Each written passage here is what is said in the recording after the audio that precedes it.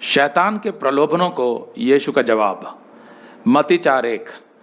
तब उस समय आत्मा अर्थात पवित्र आत्मा यीशु को जंगल में ले गया ताकि इब्लीस से उसकी परीक्षा हो। इब्लीस मतलब शैतान। यीशु के बपतिस्मा के समय पिता परमेश्वर ने स्वर्ग से यीशु के विषय में कहा था कि यह मेरा प्रिय पुत्र है जिससे मैं अत्यंत प्रसन्न हूं। मतलब पिता परमेश्वर ने यीशु को अपनी स्वीकृति दे दी थी, अर्थात यीशु की आने वाली सेवकाई की स्वीकृति दे दी थी कि जो कुछ यीशु करने जा रहा था वो परमेश्वर की योजना में था।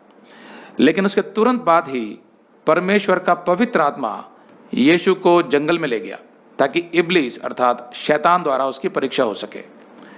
यहाँ जंगल शब्द का जो अंग्रेजी अनुवाद है वो है विल्डरनेस, जिसका मतलब होता है निर्जन प्रदेश या बंजर भूमि। परमेश्वर यीशु की परीक्षा इसलिए नहीं ले रहा था कि वो देखे कि क्या यीशु इस परीक्षा में सफल हो पाएगा कि नहीं, वो तो परमेश्वर को पहले से मालूम था कि यीशु में कोई पाप नहीं है और वो इस परीक्षा में निश्चित विजय होगा।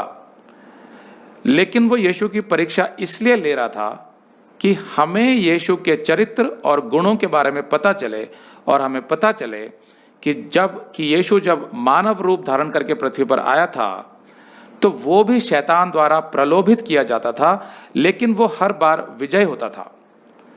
और यदि हम भी अपनी परीक्षाओं में यीशु का अनुसरण करेंगे तो निश्चित रूप से विजय पाएंगे। क्या आपने जीवन में कभी ऐसा अनुभव किया है कि परमेश्वर ने आपके किसी काम को स्वीकृति दे दी हो, लेकिन उसके तुरंत बाद ही कोई बड़ी अड़चन आ जाती है जो परीक्षा होती है आपके विश्वास की, ताकि आपका विश्वास बढ़ सके और आप उस कार्य के लिए पूर्ण रूप से तैयार हो सके जो परमेश्वर आपसे करवाना चाहता है। आमतौर पर मसीह में आने के थोड़े समय तक तो सब कुछ बहुत अच्छा लगता है, फिर अचानक परीक्षाएं शुरू हो जाती हैं और मसीही थोड़ा उलझन में पड़ जाता है कि अरे भाई ये क्या हो रहा है मेरे साथ, मैं तो यीशु के बताए मार्ग पर ही चल रहा हूं, फिर ये समस्याएं क्यों आ रही हैं मेरे जीवन में। यकीन मानिए ऐसा हर मसीही के साथ होता है। जब से हमने YouTube पर अपना चैनल शुरू किया था तब से कई परीक्षाएं आई और कभी कभी मैं परमेश्वर से पूछता था कि क्या यह चैनल आपकी योजना में है भी कि नहीं, कहीं ऐसा तो नहीं कि आप मुझसे कुछ और करवाना चाहते हो। लेकिन हर बार परमेश्वर हमें इस चैनल को चलाते रहने को ही कहता रहा और धीरे धीरे हम सीख गए कि परीक्षाओं में विजय कैसे पानी है, कैसे अपने विश्वास को बनाए रखना है। अगर तैरना सीखना है तो पानी में तो कूदना ही पड़ेगा, किनारे पर रहकर आप तैरना नहीं सीख सकते। उन परीक्षाओं के माध्यम से परमेश्वर ने हमें तैयार कर दिया अपना वेबसाइट शुरू करने के लिए, लेकिन इसमें भी उसने हमें कई परीक्षाओं में डाला ताकि मेरा और मेरी टीम का विश्वास और मजबूत हो सके, जिससे कि हम अपने सामर्थ्य से नहीं बल्कि परमेश्वर के सामर्थ्य से इस वेबसाइट को चला सकें।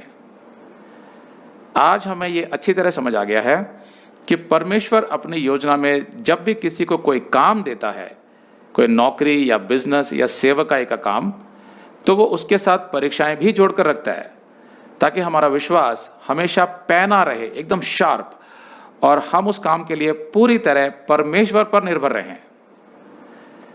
तो इस पहली आयत के आधार पर पवित्र आत्मा अर्थात परमेश्वर स्वयं आपको उस स्थान पर ले जा सकता है जहां वो शैतान को आपके जीवन में काम करने देता है, जैसा पुराने नियम में अय्यूब के साथ हुआ था। तो ऐसी परीक्षाओं में एक विश्वासी को कैसे विजय पानी है, ये हमें यीशु से सीखना होगा, जैसा अगली आयतों में लिखा है। अगर आप ये संदेश पूरा देखना चाहते हैं तो आप इसे हमारे वेबसाइट hindiBiblestudy.com पर देख सकते हैं। यह वीडियो हमारे मई के वीडियोस में अपलोड किया हुआ है, तो जिनके पैकेज में भी मई का महीना शामिल है उनको यह वीडियो उनके मई अकाउंट में मई के वीडियोस में मिल जाएगा। अगर आप हमारे वीडियो फोन पर देख रहे हैं तो अच्छी स्पीड के लिए कृपया गूगल क्रोम या मोजिला फायरफॉक्स ब्राउजर इस्तेमाल करें। मतलब आप गूगल क्रोम या मोजिला फायरफॉक्स ब्राउजर खोलकर उसमें hindiBiblestudy.com टाइप कीजिए। अगर आप हमारे वेबसाइट के विषय में जानकारी हासिल करना चाहते हैं तो आप YouTube पर हमारा संदेश देख सकते हैं जिसका शीर्षक है एक विशेष सूचना, हमारी मिनिस्ट्री का अगला चरण, second phase of our ministry. उसका लिंक इस वीडियो के नीचे दिया हुआ है।